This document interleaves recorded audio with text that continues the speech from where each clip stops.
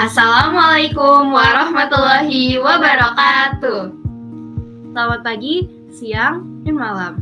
Kembali lagi bersama kita di podcast Smart 12.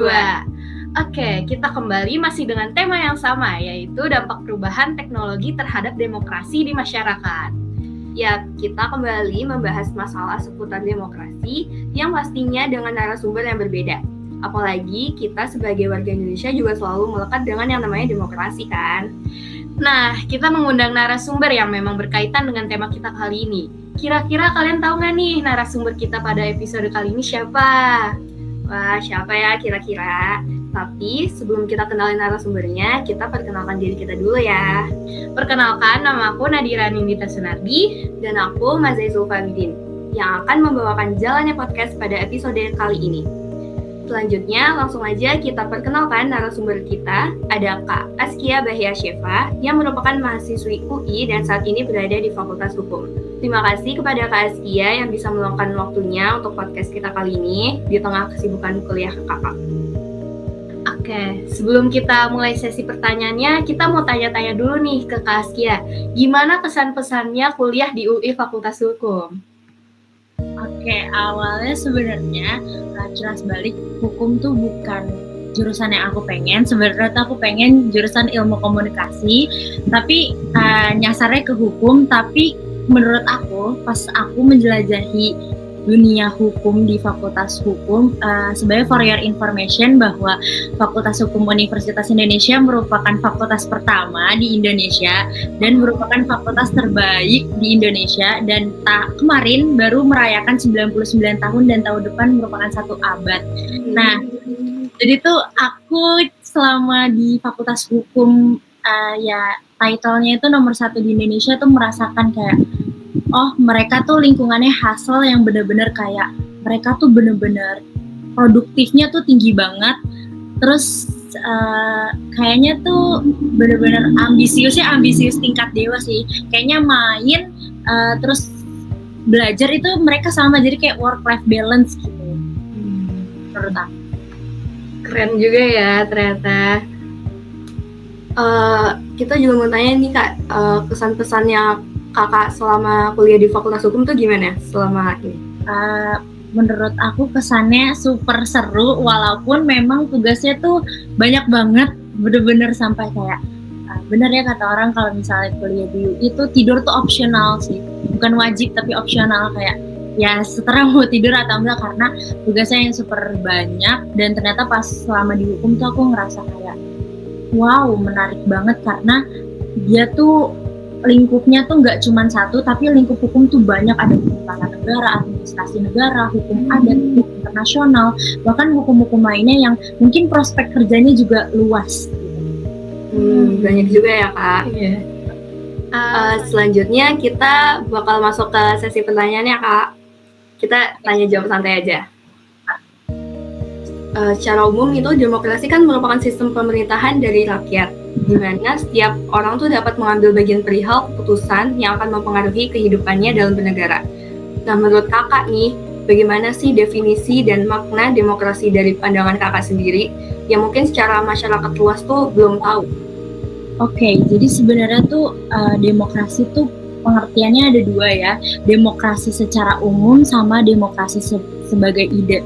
Jadi sebenarnya demokrasi secara umum tuh semua negara tuh punya pengertian yang sama, kayak Belanda, Indonesia, Jepang. Yang kita tahu kan semuanya demokrasi itu pemerintahan oleh rakyat ya.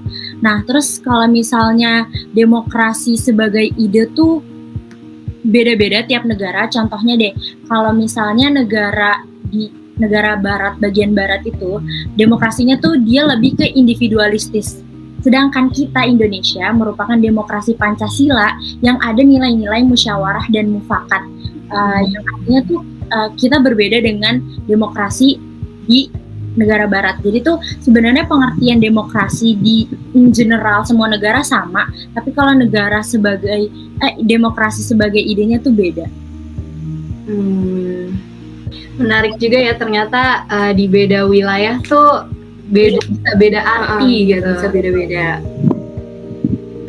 Oke, lanjut ke pertanyaan selanjutnya yang sekarang ini kan masyarakat Indonesia tuh lagi masa-masa kayak mau pemilu nih tahun depan.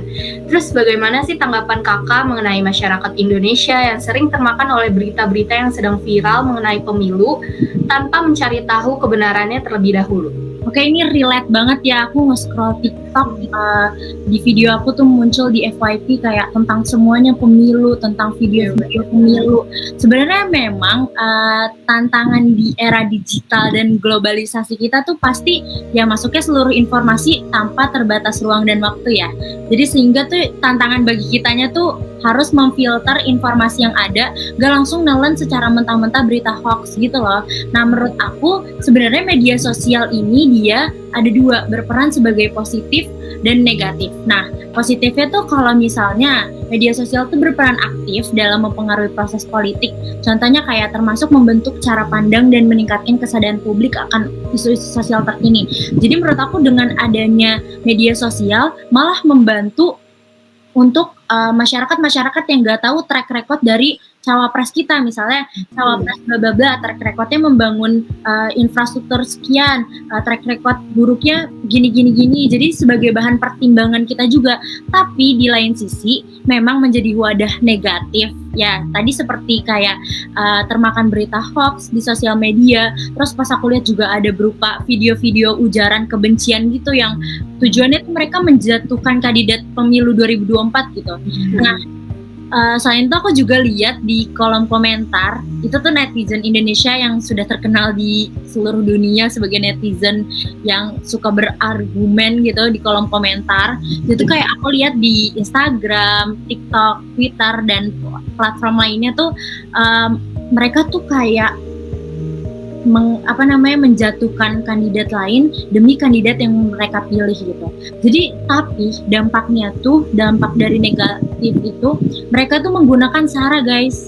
Nah, dampak dari negatif politisasi SARA itu dan ujaran kebencian menurut aku nggak cuman mengancam proses pemilu, cuman dia berdampak juga bagi demokrasi serta keutuhan negara. Coba bayangin kita saling beradu pendapat, padahal kan kita ini satu ya. Jadi tuh kalau misalnya presiden ini gini, cawapres presiden ini gini, akhirnya terjadilah keutuhan bangsa yang runtuh. Terus juga kalau misalnya keutuhan bangsa yang baik kan dapat meningkatkan ketahanan sosial dan politik. Sedangkan kalau misalnya keutuhan bangsa yang rentan itu dapat mengancam stabilitas nasional. Jadi masyarakat Indonesia yang sering termakan oleh berita-berita yang viral mengenai pemilu itu tanpa mencari tahu kebenarannya, hoaxnya itu nggak cuman rugi bagi dianya karena dia menelan informasi palsu, tapi berdampak juga bagi keutuhan bangsa yang berdampak lagi bagi stabilitas nasional. Jadi itu benar-benar suatu hal yang kecil tapi menurut aku dampaknya luar biasa sih. Benar banget. Berarti ini juga kembali ke diri masing-masing gitu ya Kak, gimana kita menelan informasinya gitu. Betul. Harus bijak dalam menggunakan sosial media.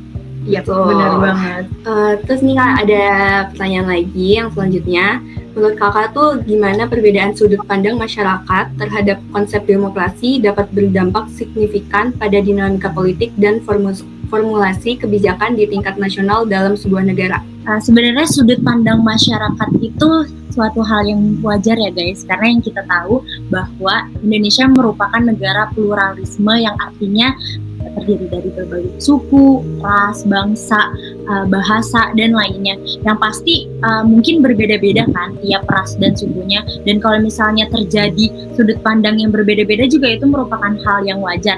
Tapi apakah perbedaan sudut pandang masyarakat ini dampaknya bagi signifikan pada dinamika politik juga formulasi kebijakan? Menurut aku iya. Karena pertama, kalau misalnya masyarakat yang nggak puas misalnya dengan undang-undang baru yang misalnya mereka tuh protes kalau kan kata pemerintah itu demokrasi itu dari rakyat, oleh rakyat, dan untuk rakyat. Tapi ternyata pas pemerintah mempublikasikan undang-undang baru dan ternyata kok ini nggak sesuai dengan apa yang aku butuhkan ya, kok ini undang-undangnya nggak sesuai dengan rakyat ya, kok ini tidak melindungi kepentingan rakyat ya, akhirnya terjadilah protes dan demonstrasi karena mereka tidak puas. Nah, ini menurut aku terjadi dinamika politik, ketegangan sosial dan politik, serta ini menuntut perhatian dari pemerintah. Terus dengan mereka nggak setuju terhadap undang-undang yang tadi dipublikasikan oleh pemerintah, itu dapat mengubah dinamika politik. Karena misalnya mereka memilih pemerintah atau pejabat, terus mereka lihat nih kayak, dia dengan jabatan dia tahun ini, dia bikin politiknya gini-gini ya, dia bikin kebijakannya gini-gini ya. Akhirnya kan pemilihan berikutnya mereka nggak mau lagi dong pilih dia, dan terjadinya dinamika politik. Dengan kandidat yang baru pasti dia istilahnya kayak menjual kebijakan, karena misalnya kebijakan pemerintah Indonesia sebelumnya kurang gini-gini, akhirnya kandidat baru menjual kayak dengan terpilihnya saya sebagai misalnya kayak sebagai gubernur dari Jawa Barat, saya akan membuat kebijakan ini yang belajar di kebijakan lalu. Nah, ini nih membuat perubahan dalam dinamika politik.